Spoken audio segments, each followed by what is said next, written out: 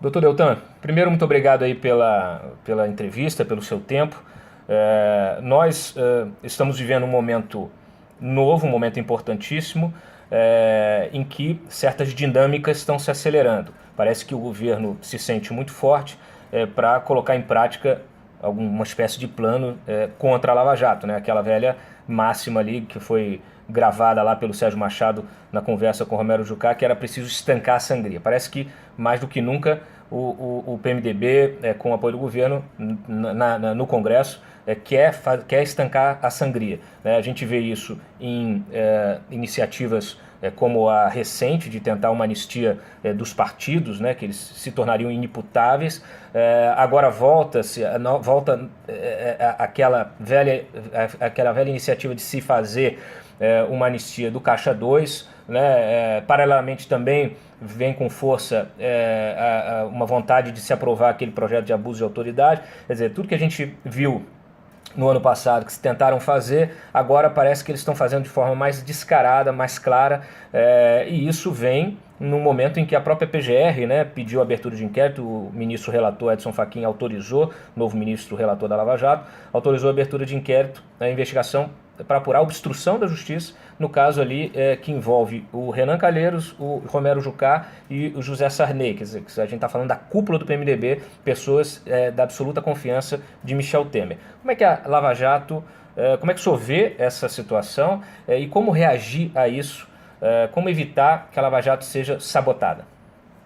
Olá, Cláudio. Primeiro, obrigado pelo acompanhamento próximo e interesse que vocês têm pela Lava Jato, pelo tema do combate à corrupção. O que você retratou é fruto de um avanço que a Lava Jato vem fazendo desde há muito tempo, e vem se intensificando contra pessoas poderosas. Nós não focamos, é claro, pessoas poderosas ou pessoas poderosas, nós focamos pessoas que praticaram corrupção, mas o que se revelou no esquema Lava Jato é um estado de capitalismo de quadril em que políticos e grandes empresários se aproximaram para a troca de benefícios comuns e foram além. Esses benefícios comuns não foram um simples fisiologismo de uma troca de interesses, mas se transformaram no pagamento de propina para obtenção de recursos públicos.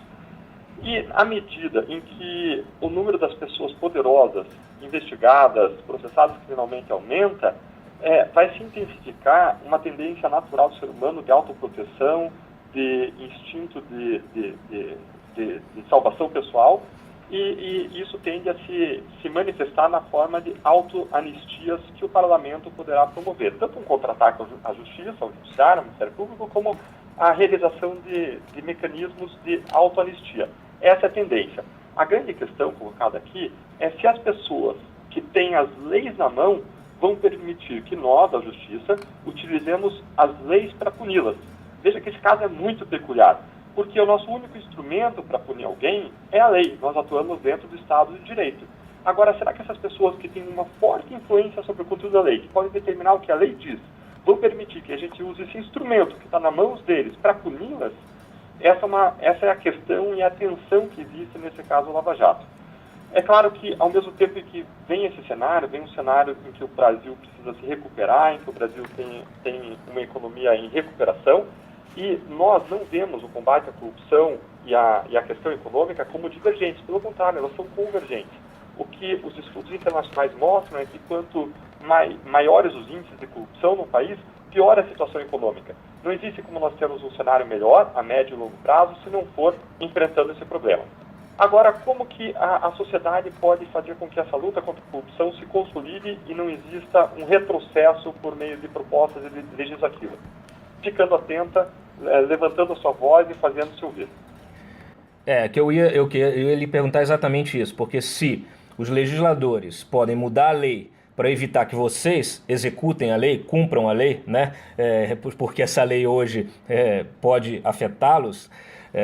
Primeiro, assim, um parênteses, né? O senhor incluiu essa coisa de autopreservação como uma característica natural dos seres humanos, né? Os nossos corruptos, eu tenho dúvidas se podem ser enquadrados aí nessa categoria. Mas a minha pergunta é justamente se eles podem mudar a lei, né? Como reagir a isso? No caso, a sociedade acaba ganhando um papel é absolutamente preponderante, né? É prioritário, né? A população, o cidadão, o eleitor, passa a ter um papel mais, de protagonista, né? Ele precisa, sem esse apoio da sociedade, não tem saída, né? Com certeza. Nós precisamos voltar à origem, no sentido de voltar ao fundamento. Todo o poder emana do povo. Quem está no parlamento são representantes do povo, representantes da vontade popular. Eles não podem agir de modo manifestamente contrário à Constituição e à vontade popular. Nós temos mecanismos hoje na democracia participativa para, de modo pacífico, de modo organizado, de modo correto, de modo democrático, influenciar o comportamento do Congresso. Um dos principais mecanismos é, aliás, o voto. Em 2018 existirá novas eleições em que a maior parte do parlamento vai ser renovada. 2 a cada 3 senadores vão ser renovados e todo o corpo da Câmara dos Deputados. É muito importante que o eleitor vote consciente e que escolha os seus representantes, tendo em conta qual é a pauta pessoal dos candidatos em relação ao combate à corrupção. Bom, mas a gente está longe de 2018, né? E até lá muita coisa pode acontecer.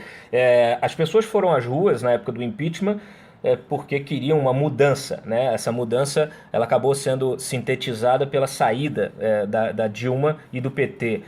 Mas quando se vê essa situação atual, a gente percebe que as demandas populares elas não foram absolutamente atendidas, né?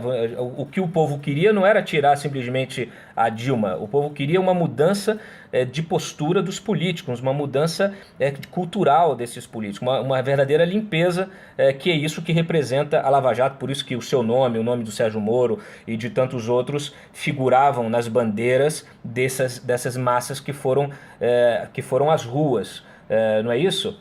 Existe uma grande identificação com a causa, né? O que acontece é que uma ou outra pessoa pode estar atuando em favor dessa causa. Agora, a população estava com o foco adequado e tem estado com o foco adequado no sentido do combate à corrupção. Acima de qualquer outra questão. Nós, especialmente a Lava Jato, a gente não tem a gente não faz nenhum tipo de manifestação política partidária. Esse objetivo é combater a corrupção, seja quem for o corrupto. E a gente tem um receio de que, com o passar do tempo, as pessoas se insensibilizem. Não é verdade que, muitas vezes, quando a gente se submete a determinadas situações, ainda que desagradáveis, repetidamente, ou quando a gente vê escândalos repetidamente, chega uma hora que você passa a achar aquilo normal. Mas nós não podemos continuar achando normal o que é anormal. Nós não podemos nos insensibilizar. Nós vivemos, nesses tempos de Lava Jato, nesses anos, uma espécie de janela de oportunidade. Nós nunca tivemos um ambiente tão favorável para a transformação. Eu sei que tem as âncoras, tem aquilo que impede a transformação. Muitos políticos têm uma vontade de impedir transformações que venham no sentido de combate à corrupção. Mas, ao mesmo tempo, nós nunca tivemos uma posição tão favorável, nunca tivemos um contexto tão favorável, um contexto em que as pessoas voltaram a acreditar, em grande medida, nas instituições, quando elas viram a Lava Jato funcionar. Nós temos um contexto em que, hoje, a corrupção é vista como o principal problema do país nas pesquisas, algo que nunca tinha acontecido até o final de 2015, começo de 2016. Nós temos hoje um contexto em que a sociedade está extremamente sensível a esse tema, está atenta, nunca houve uma conscientização sobre o que gera impunidade no grau em que existe hoje, nunca existiu uma movimentação de mais de 2 milhões de pessoas em favor de um projeto de iniciativa popular, como foram as 10 medidas contra a corrupção. Ou seja, tem um meio copo vazio, mas tem um meio copo cheio, e meio copo bem cheio, Cláudio, em que se a gente mantiver essa esperança, se a gente conseguir firme, eu acredito que a gente vai conseguir bons resultados. Eu acho que... A gente é ingênuo e acreditar que lutas contra injustiças enraizadas, históricas, vão ser fáceis ou vão ser rápidas. Outro dia eu estava descendo para viajar com a minha família, perto do Natal, e encontrei um vizinho radialista, ele falou, então como é que tá? Eu falei, rapaz, ultimamente apanhando muito. E ele falou, também vocês vão mexer contra o interesse de pessoas poderosas, não tem outra coisa que pudesse acontecer com vocês. Claro. É claro que vocês vão apanhar. E essa é a verdade. É claro que quando você vai mexer com situações, com status quo estabelecido de corrupção, em que pessoas poderosas têm influência nisso e estão interessadas e se beneficiam, é claro que vai existir resistência. É claro que vai existir uma dificuldade. Agora, importa que nós, sociedade, sejamos perseverantes. Isso pode demorar 1, 2, 3 anos, mas se nós perseverarmos, isso vai acontecer. Essa transformação virá para nós. A gente viu o projeto, né, o projeto de iniciativa popular, que teve muito apoio do Ministério Público, que nasceu por iniciativa também do Ministério Público das 10 medidas, ser retalhado na Câmara. E a gente percebe que essa reação agora que está acontecendo, que ela não envolve apenas o PMDB, mas todos os partidos, né? Aparece um acordão de todos os partidos para deter a Lava Jato, justamente em função de uma mega delação, né? Que é a grande delação, a chamada delação do fim do mundo, a delação da Odebrecht, que, pelas informações que a gente já colheu, atinge mais de 200 políticos. Então praticamente todo o espectro partidário e pessoas, quer dizer, caciques partidários, líderes partidários, pessoas que estão no comando desses partidos. A gente está falando do PMDB, está falando do PT, está falando do PSDB, está falando do PP, está falando de todos esses partidos que estão dentro dessa delação, que o senhor, inclusive, sabe, tem acesso, já viu, já deve ter até se assustado, né? Isso, com certeza, é um ponto de inflexão nessa dinâmica contra a Lava Jato, não é? Assim, quando nós olhamos aquela noite em que as 10 medidas foram desfiguradas, nós temos que compreendê-la dentro de um contexto. O contexto era exatamente um contexto estressado, tensionado, em que a delação do Odebrecht estava prestes a acontecer, em que Sérgio Cabral, um político altamente relevante para o país, altamente influente dentro do PMDB, tinha sido preso recentemente. Chegou a ser cotado para a presidência, né? Ele era um candidato, um favorito para a presidência da República. Exatamente. E segundo nós lemos, nós constatamos pelo testemunho de várias pessoas, o clima era de meio que de salve-se quem puder. E então, naquele momento, existia uma tensão muito grande entre Justiça e Congresso. E várias pessoas, vários deputados, naquela noite votaram, segundo a gente constata hoje, lendo a transcrição, inclusive de declaração de voto feita naquela madrugada, sem saber no que estavam votando, e outros deles já nos falaram que eles praticaram. Eu acredito que se hoje o debate fosse refeito, o resultado seria diferente. Por isso que a decisão proferida pelo ministro Fux, no STF, determinando que o projeto voltasse para a Câmara, pode gerar um novo resultado. Se ela for confirmada pelo plenário, é bem possível que a Câmara dos Deputados, avaliando as 10 medidas de modo mais calmo, com mais tempo, mais refletido, que venha a aprovar um número de propostas bem maior para que essas 10 medidas possam avançar. O Congresso, eu ouvi isso de grandes personalidades lá, de políticos importantes, uma rejeição muito forte ao Ministério Público. Ouvi frases do tipo, a força-tarefa da Lava Jato, a Lava Jato quer mandar no país, né, quer mandar no legislativo. Essa reação, como é que foi? O senhor esteve aqui várias vezes no Congresso. Era um ambiente leve ou era um ambiente pesado nessas negociações, nessas conversas que o senhor teve aqui? O que a gente percebeu foi um tensionamento e dentro daquele contexto de delações da Odebrecht, de prisão de Cabral, o que nós percebemos naquela época foi que haviam sido tentados, logo antes daquela noite em que as 10 medidas foram desfiguradas, haviam sido tentados outros projetos que traziam uma espécie de anistia. Primeiro, um projeto de leniência, que trazia uma disposição que daria uma anistia para todas as pessoas relacionadas aos crimes daquela leniência. Muitas pessoas sairiam das prisões pela porta da frente. Depois se tentou aquela anistia ao Caixa 2, que na verdade era algo disfarçado de anistia de Caixa 2 e que na verdade era um perdão a crimes de corrupção e lavagem de dinheiro praticados no Lava Jato, conforme o texto que veio a público.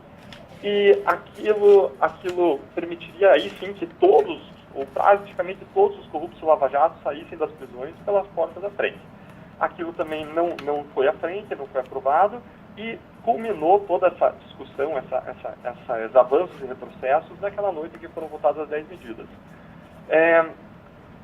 olhando tudo isso em contexto, eu vejo sim intencionamento, mas ao mesmo tempo, todas as vezes que nós estivemos lá, o diálogo foi aberto.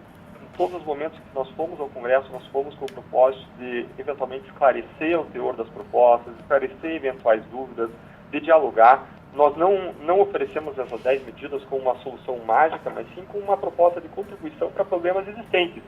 O que nós vemos é um sistema de justiça criminal disfuncional que precisa de soluções.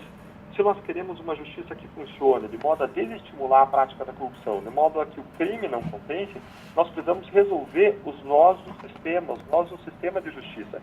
E ainda que as nossas soluções avançadas não sejam aquelas aceitas, nós precisamos de outras soluções dentro do parlamento para que o sistema de justiça funcione. Quando nós olhamos, Cláudio, a grande corrupção no Brasil, e olhamos todas as causas e condições que favorecem a corrupção em estudos nacionais e internacionais, duas dessas condições ou causas saltam aos olhos. A primeira são fatores ou modos nossos de funcionar do sistema político, que propiciam, geram um ambiente favorável à grande corrupção, e em segundo lugar nós temos falhas, problemas no sistema de justiça criminal. Nós precisamos atacar nessas duas frentes. As 10 medidas atacam uma dessas duas frentes. É muito difícil ter esperança de que esse texto possa ser votado da forma que foi proposto com esse Congresso que estamos aí, né? E não é um problema só do Congresso, doutor Deltan. A gente vê manifestações preocupantes por parte de representantes do Judiciário, do Supremo Tribunal Federal, inclusive, né? O próprio ministro Gilmar Mendes, esta semana, numa sessão da segunda turma, ele disse que eles lá na segunda turma, agora com a participação do Fachin, teriam que enfrentar essas alongadas prisões, que foi o termo, né, que ele utilizou, da Lava Jato em Curitiba, né, determinadas pelo juiz Sérgio Moro, a pedido do Ministério Público Federal lá, né, a pedido de vocês. Como é que vocês veem uma manifestação dessa de um ministro do Supremo, né, visto que o próprio Supremo até hoje o ministro Teori, quando era relator, quando estava vivo, ele confirmou, né, essas prisões, confirmou várias, praticamente quase tudo que vocês decidiram, que foi feito na primeira, na segunda instância também foi confirmado, e também, quer dizer, aí de repente começa a haver uma mudança, talvez de conjuntura, né, porque o ministro Gilmar também no início era muito favorável, defendia muito a Lava Jato, e de repente agora se coloca de forma clara, evidente, contra vamos dizer assim, a dinâmica de vocês, o método, a forma que vocês utilizam, e que que tem tido muito sucesso, né? Que foi o que permitiu que a gente chegasse até aqui. Como é que vocês veem como é que o senhor vê uma manifestação desse tipo por um ministro da Suprema Corte que participa da turma que julga a Lava Jato? Olha, eu não vou, digamos, responder a qualquer colocação do ministro, mas eu posso me manifestar quanto especificamente à questão das prisões. Certo. As prisões, antes do final do processo ou antes da confirmação de uma sentença por um tribunal de apelação, essas prisões elas são excepcionais. Elas são uma prisão antes da punição ser determinada pelo juiz, ser avaliada por um tribunal. E é assim que elas têm funcionado na Lava Jato. Embora já tenham existido aproximadamente 100 mandados, pouco menos de 100 mandados de prisão preventiva, quando nós olhamos o número de presos no contexto geral de acusados, nós observamos que menos de 10% das pessoas acusadas criminalmente na Lava Jato estão presas. Isso mostra que as prisões preventivas são usadas de modo comedido, de modo econômico. E quando nós olhamos o percentual de pessoas presas que ainda não está condenada, esse número é menor ainda. Nós temos aproximadamente, aí, variou ao longo do tempo, cerca de 3% das pessoas presas sem existir uma condenação contra elas. Ou seja, não existe abuso de prisão provisória na Lava Jato. Além disso, as pessoas que ficam presas preventivamente ficam porque existe uma necessidade excepcional, quando a liberdade delas representa um risco concreto para a sociedade. E qual que é o risco, em geral, que levou à prisão dessas pessoas? Em geral, o risco que levou à prisão é um risco que leva à prisão em diversos outros casos, que é o fato de que crimes graves foram praticados de modo reiterado, sem cessar, por mais de uma década, Cláudio. Nós não estamos falando de crimes pequenos, mas sim de desvios bilionários de verba pública praticados incessantemente e que poderiam ser continuados se essas pessoas não fossem presas, porque os compromissos existiam, os contratos estavam em andamento. A alternativa à prisão seria você determinar a paralisação de todas as obras públicas dessas empresas, o que seria muito prejudicial à sociedade, não é uma alternativa viável. Por isso que essas pessoas foram presas. O que se observou ao longo da Lava Jato era que pessoas que não tinham sido presas ainda, para continuarem praticando crimes até serem presas, mesmo quando outras já tinham sido presas anteriormente. O que mostra que a prisão é um remédio amargo, é um remédio doído, mas é um remédio necessário se nós queremos estancar esses graves crimes praticados em detrimento da sociedade brasileira. Diante essa sua explicação, essa sua explanação, que é bastante clara, bastante objetiva, eu lhe pergunto, por que então o Ministério Público Federal não pediu a prisão do Lula, que é considerado pelo próprio Ministério Público Federal o chefe dessa organização criminosa? A realização das prisões são sempre analisadas caso a caso, pessoa a pessoa, e se analisa se estão presentes os requisitos ou não. Inclusive se a pessoa mantém a capacidade de influenciar na continuidade da prática de crimes. Se uma pessoa tinha uma função pública e ela perde a função pública, ela só pode ser presa se você tem razões concretas que justifiquem a segregação daquela pessoa para que ela não continue a praticar crimes. Por exemplo, no caso do Eduardo Cunha, mesmo a partir do afastamento dele, se fazia necessária, na nossa visão, a prisão dele. Por quê? Porque ele praticou crimes por meio de interpostas pessoas que foram deputados, que ofereceram requerimentos, que agiram em nome dele e que continuam na Câmara ou praticando decisões que determinam os rumos do país. Você acha então que o Lula não tem mais essa influência para poder... eu não posso discutir decisões cautelares ainda não tomadas, claro. Ou eventual estratégia em relação a cautelares. Eu não posso adentrar em relação a pessoas, em relação aos casos que não ofereceram o pedido. Mas, fazendo uma explicação geral, né? O que acontece é que a prisão preventiva é excepcional e ela só pode ser utilizada quando presentes todos os requisitos, quando existe uma razão que mostra que a liberdade daquela pessoa é extremamente prejudicial para a sociedade, ou para a ordem pública, ou porque a pessoa tentou fugir, ou porque a pessoa está destruindo prova, ou porque a ordem econômica está sendo abalada por aquela pessoa. São basicamente os 4 requisitos que existem.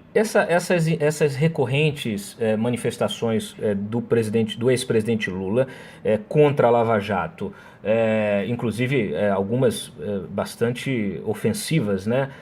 Ele até está ali processando por aquela coletiva que o senhor deu, com aquela apresentação de PowerPoint, bastante didática, inclusive. Ele está ali processando, pediu uma indenização de R$1 milhão.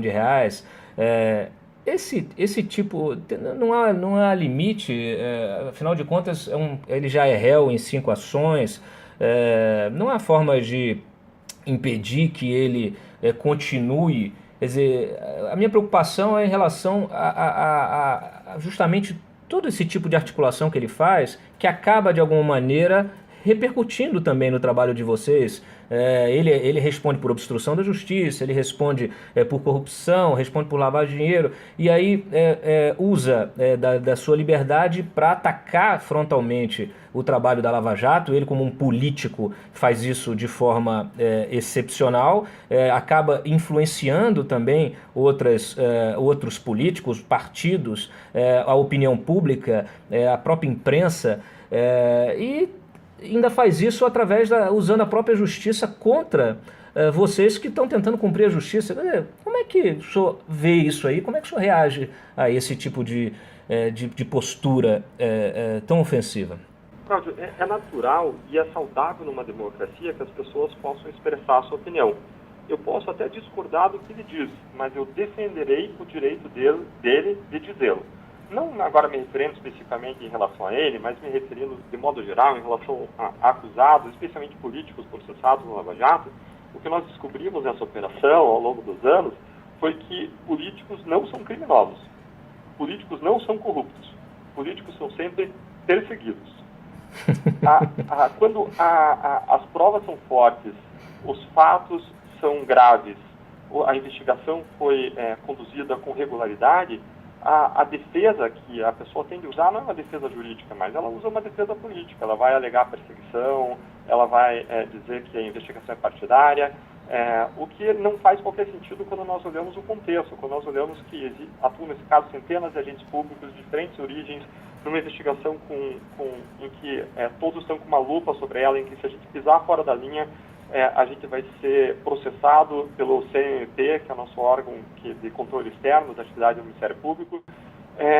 E por que foram mais foco da atenção inicialmente PP, PT e PMDB? Porque eram os partidos que tinham posições de diretoria na Petrobras, onde foram encontrados os crimes praticados, a maior parte dos crimes praticados que foram objeto de investigação e processo criminal até agora. É bem provável que, com o avanço das investigações, com novas colaborações, com leniências de grandes empresas, esse quadro mude, que elas venham apontar crimes e corrupções praticadas também em contratos de governos estaduais e outros governos que eram liderados por outros partidos. É o que a gente viu com esse acordo de leniência, que foi um marco histórico, né, com os Estados Unidos e a Suíça, que vocês fizeram de uma forma magistral e que de toda forma confirma a excelência do trabalho do Ministério Público em Curitiba, da Força Tarefa da Lava Jato também aqui na PGR, da própria Polícia Federal que tem apoiado esse trabalho e todas as instâncias, né? O próprio juiz Sérgio Moro. Essa leniência, esse acordo que foi feito, as investigações que foram confirmadas e foram e que acabaram tendo desdobramentos em vários países agora. Duas perguntas. Uma, o que o senhor acha que vai acontecer qual é o resultado disso, né? Isso vai se alastrar, a Lava Jato vai se espalhar, vai se alastrar pelo planeta? E a outra é a seguinte, nesse contato que vocês tiveram com os seus colegas na Suíça, né, os seus contrapartes na Suíça, nos Estados Unidos, eles, diante da dimensão do crime revelado, desse esquema de corrupção revelado pela Lava Jato, qual foi a reação deles? A dimensão dos crimes descobertos pela Lava Jato impressiona qualquer um. Impressiona brasileiros, suíços, americanos e qualquer pessoa que conheça a realidade dos outros casos de corrupção do mundo. É algo que extrapolou em muito o normal. Veja que apenas nesse caso, a leniência da Odebrecht, são cerca de 10 países em que foram pagas propinas, e a lavagem de dinheiro aconteceu em outros cerca de 10 países. Isso mostra a internacionalização do crime e mostra uma tendência que existe de se propagar a Lava Jato por outros países, quer investigando o pagamento de propinas, quer investigando ou colaborando com a investigação da lavagem de dinheiro. Cada vez mais o crime é internacional e nós dependemos de outros países, da ajuda de outros países, para avançar nas investigações. Essa mudança que houve na relatoria da Lava Jato com a morte do Teori, com a substituição pelo Edson Fachin, o senhor teme que isso possa atrasar as investigações da Lava Jato, dos políticos na Lava Jato, que tem foro? Veja, Cláudio, que hoje a maior expectativa da sociedade está dirigida à responsabilização exatamente dos políticos. Vários acordos foram feitos exatamente por focar nos peixes grandes. Nos acordos a gente usa dois princípios: trocar um peixe por um cardume ou trocar um peixe menor por um peixe maior. E vários acordos entregaram peixes grandes, grandes políticos, pessoas poderosas que influenciam os rumos da nossa nação e que praticaram crimes extremamente graves. Então, é natural e é justo que a expectativa da sociedade esteja relacionada hoje à responsabilização dos políticos. Contudo, a responsabilização plena dos políticos esbarra em dois problemas. O primeiro problema é o foro privilegiado. Numa entrevista no começo de 2014, o Procurador-Geral da República expressou que, se o Supremo fosse julgar todas as pessoas, todos os deputados e senadores que estavam sendo investigados perante o Supremo Tribunal naquela época, isso demoraria pelo menos 5 anos, se o Supremo se dedicasse exclusivamente, né, a essa atividade. Agora, o problema é que vários outros nomes surgiram desde então, a Lava Jato se desenvolveu, existe um número muito maior de políticos investigados, processados criminalmente, o que mostra que, se nós queremos uma resposta adequada, nós precisamos restringir o foro privilegiado. Porque, veja que aquele propósito de 5 anos, só julgando políticos, naquela época, antes dos políticos da Lava Jato, exigia ainda que o Supremo parasse de julgar todos os outros processos, que são num número muito maior em quantidade, volume muito maior do que os processos criminais, o que é algo inviável. Isso nos traz para uma avaliação relativamente ruim em relação ao futuro. Não tem como o Supremo dar uma boa resposta para a sociedade se algo não for feito para resolver essa dificuldade, esse funil que existe no Supremo em relação ao processamento dos políticos. E uma solução pela qual a sociedade tem clamado de modo correto é a restrição do foro privilegiado, que não existe no mundo como existe no Brasil. No Brasil nós temos aproximadamente 30 mil pessoas que têm foro privilegiado, algo que não faz sentido nenhum, algo que sacramenta uma espécie de sociedade de castas. Não existe razão para você tratar de modo diferenciado, colocando no julgamento de 30 mil pessoas perante os tribunais. E qual é o problema do julgamento dessas pessoas perante os tribunais? Além da dificuldade operacional de tempo desses tribunais processar, o problema também acontece na fase de investigação mesmo, porque as investigações demandam decisões rápidas e num tribunal, muitas vezes, a aprovação de uma decisão chega a demorar meses, numa simples decisão de investigação, quando aqui na primeira instância, perante um juiz que é ágil, como o juiz Sérgio Moro, essa decisão demoraria questão de horas ou questão de dia. Esse é o primeiro problema que nós precisamos enfrentar para que a Lava Jato produza seus resultados em relação a políticos. A restrição do foro privilegiado. Com a restrição do foro privilegiado, boa parte dos políticos processados passariam a ser processados em primeira instância, e não na última instância. Bom, analisando agora a primeira instância, que eles sejam processados na primeira instância, nós precisamos resolver um segundo problema, que é o problema da vala comum, que é o problema do fato de que a justiça criminal, em regra, não funciona mesmo a partir da primeira instância. Os processos demoram muito, nós temos 4 instâncias, somos o único país, o único lugar do mundo com 4 instâncias recursais, com infinitos recursos, e um processo demora 10, 15, 20 anos, acabando em prescrição. Prescrição é uma espécie de cancelamento do caso criminal pelo decurso do tempo e gera impunidade. Em resumo, nós precisamos restrição do foro privilegiado e resolver o problema da vala comum. Como que a gente resolve o problema da vala comum? Com soluções como aquelas propostas dentro das 10 medidas contra a corrupção. Tem que refundar a República. A gente viu recentemente manifestações na imprensa manipuladas, acusando a Lava Jato de interpretar doações empresariais de campanhas políticas como propina, como se fosse uma coisa direta. Como a Lava Jato descobriu que muita propina foi paga no Caixa 1, agora a argumentação, essa argumentação que acaba caindo no ouvido das pessoas menos informadas, de que a Lava Jato entende que qualquer tipo de doação é propina. Só explique, por favor, às pessoas que não é isso. Certo. Veja só, a Lava Jato não tem por objeto Caixa 2 eleitoral. Caixa 2 eleitoral é um crime, mas é sujeito à justiça eleitoral, não à justiça comum, não à Lava Jato. O que a Lava Jato olha? A Lava Jato olha não para Caixa 2 e Caixa 1. A Lava Jato olha, sim, para a corrupção. O binário em que a Lava Jato trabalha esse fato é corrupção ou não é corrupção? E a gente só diz que um fato é corrupção quando existem amplas provas no sentido de que aquele fato seja corrupção. Claro. Quando é repassado dinheiro para obter um contrato na forma de propina. Agora, essa propina, não importa se ela é passada via Caixa 1, via Caixa 2 ou de que forma for. Essa propina ela pode ser, inclusive, disfarçada de uma doação eleitoral como se fosse uma doação eleitoral regular. Mas ela continua sendo propina, não importa se ela vai ser usada em campanha eleitoral ou não. Essa propina ela pode ser paga para ser usada em campanha eleitoral por fora. É aquilo que as pessoas chamam de Caixa 2. Mas se ela é propina, não importa se ela se destina à campanha eleitoral ou não. Ela continua sendo propina, continua sendo corrupção. Quer dizer, que se houve uma... A Lava Jato não criminaliza a política, não criminaliza o financiamento eleitoral. E sequer processa a Caixa 2 eleitoral pura e simples, que é a doação feita por fora, a doação não registrada de verbas. Isso não tem nada a ver com Lava Jato. O que tem a ver com Lava Jato? Tem a ver com Lava Jato o crime de corrupção e a lavagem de dinheiro relacionada ao crime de corrupção. E aí sim, não importa se o dinheiro foi pago via Caixa 1, via Caixa 2 ou se sequer foi usado para financiamento eleitoral, se foi usado para enriquecimento do próprio político. Não importa.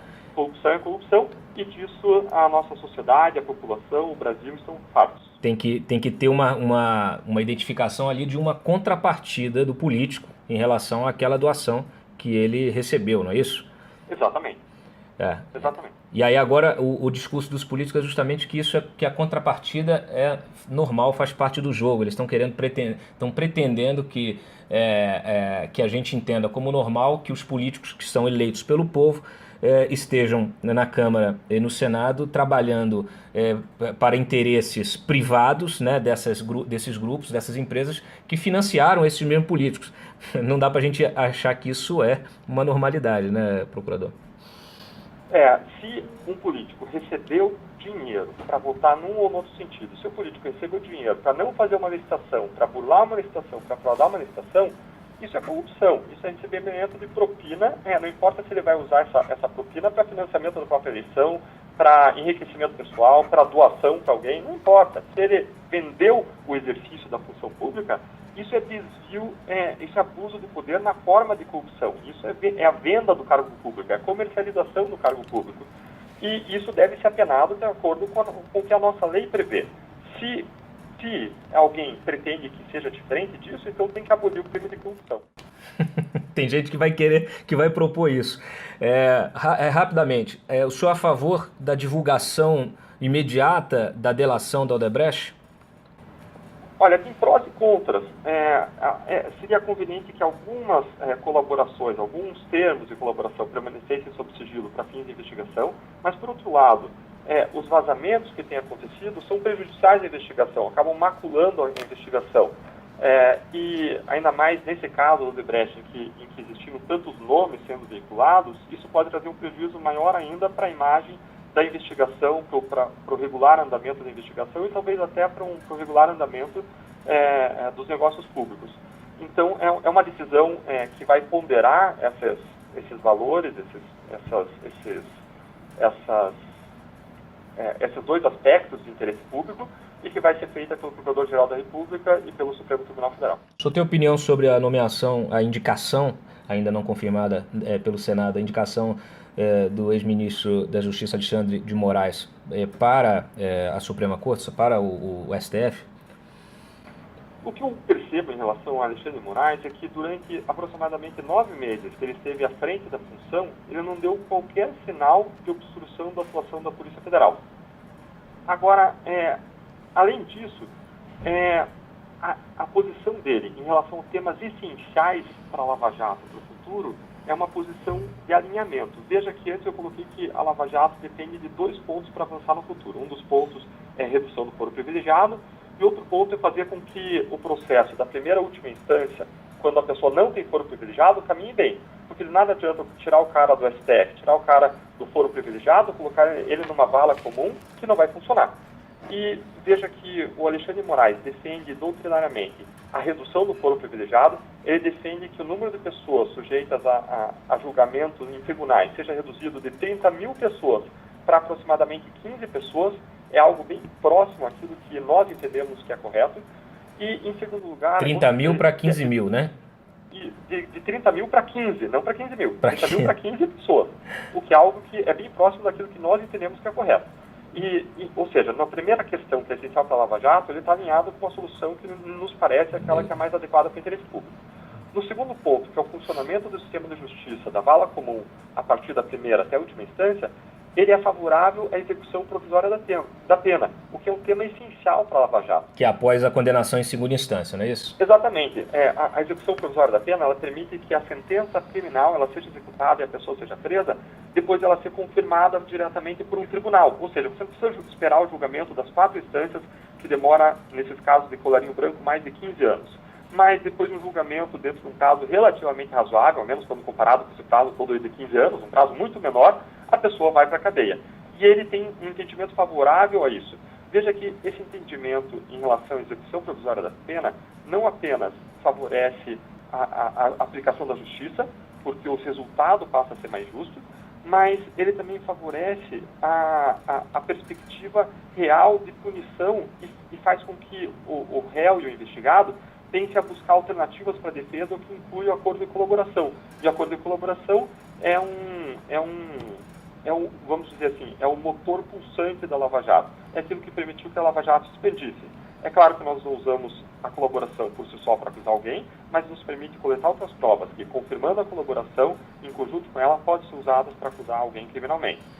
Assim, tomando temas gerais, me parece que essa indicação é favorável, acaba contribuindo, esse nome acaba contribuindo com temas que são muito importantes para a Lava Jato. E, além de tudo isso, ele é um constitucionalista renomado, né? Eu mesmo estudei para concursos recorrendo ao livro dele. Ele também tem origem no próprio Ministério Público também, né? É um nome que tem. E no caso do substituto dele, se o senhor pudesse dar mandar um recado para o Temer, para ele ter mais atenção, que tipo de perfil que o senhor acha que deveria ocupar o Ministério da Justiça? Pergunto isso até porque nós estamos aqui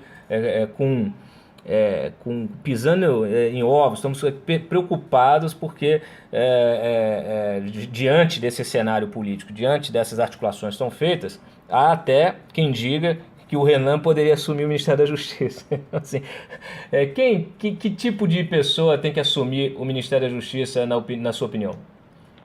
Claro, em relação a essa questão, é uma questão bastante assim, de escolha política. É claro que não em relação especificamente ao Ministério da Justiça, mas em relação a qualquer cargo, o que o brasileiro quer é que seja uma pessoa que é ficha limpa, uma pessoa correta, uma pessoa que vai apoiar os trabalhos da Justiça, seja em qualquer caso for. Agora, em relação a nomes especificamente, eu preferia não me manifestar por ser uma questão mais política. Agora, eu queria agradecer muito esse tempo, ter interesse pelo caso. Infelizmente, eu tenho um outro compromisso, agora estou atrasado até aqui em 10 minutos para a minha saída. E agradeço muitíssimo a atenção. Eu que lhe agradeço. Eu só ia lhe perguntar se há chance de o Lula ser preso ainda em primeira instância ou não. Eu vou me reservar o meu direito constitucional de permanecer em silêncio. Perfeito. Olha, muito obrigado pelo seu tempo. Parabéns pelo trabalho que vem fazendo. O senhor se tornou, assim como todos os integrantes da Força Tarefa, no Ministério Público e na Polícia Federal, exemplos a serem seguidos pelo resto do país. Alguns lugares já estão seguindo esses exemplos, como no Rio de Janeiro. Em São Paulo já tivemos também algum avanço, aqui em Brasília. Então, são pessoas realmente que se tornaram exemplos aí para o Brasil inteiro. Conte conosco aí com o nosso apoio aqui no Antagonista. E muito obrigado mais uma vez pela entrevista. Um abraço. Obrigado, Cláudio. Eu que agradeço. Que existe, na verdade, uma grande identificação com a causa de todos nós e é muito... nós ficamos contentes em ver pessoas buscando essa causa da justiça, da redução da impunidade, como vocês têm buscado. Grande abraço a você e a todas as pessoas que têm nos acompanhado. Muito obrigado. Um abraço. Até logo. Tchau, tchau.